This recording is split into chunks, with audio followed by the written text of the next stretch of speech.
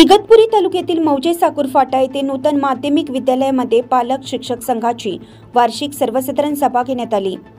वार्षिक सर्वसाधारण सभेसाठी विद्यालयाचे सर्व शिक्षक वृंद तसेच माता पालक तसेच शाळेचे कर्मचारी उपस्थित होते। सभेमध्ये मागील सभेचे इतिवृत्त वाचन करण्यात आले। त्याचप्रमाणे मागील शैक्षणिक वर्षाच्या महत्त्वपूर्ण घटनांचा आढावा घेण्यात आला। त्याचप्रमाणे शालेय कामकाजाबाबत विविध विषयांवर सखोल चर्चा करण्यात आली। तसेच सन 2024-2025 साठी पालक शिक्षक संघाची नव्याने निवड करण्यात आली।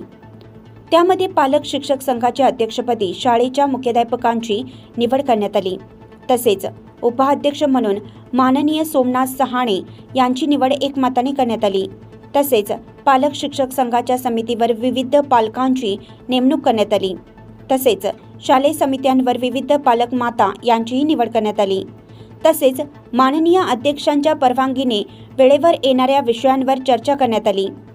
यावेळी विद्यार्थी, पालक आणि शिक्षक यांच्यामध्ये समन्वय साधून विद्यार्थ्यांचा शैक्षणिक विकास कसा करता येईल व त्यावर काय उपाययोजना करता येतील अशा महत्त्वाच्या विषयांवर चर्चा झाली। परिसरातून बऱ्याच नागरिकांनी तसेच पालकांनी सभेसाठी मोठ्या प्रमाणात हजेरी लावली होती। नूतन माध्यमिक विद्यालयाचा यावर्षीचा चांगला निकाल लागल्याने तसेच या शाळेतील बहुतेक विद्यार्थ्यांनी आपली चांगली प्रगती साधत शाळेचे नाव कमावले आहे। शिक्षकांचाही सत्कार पालक शिक्षक संघाच्या वतीने करण्यात आला। लोकमान्य न्यूजसाठी संचालक लक्ष्मीकांत शिंदे, इगतपुरी, नाशिक।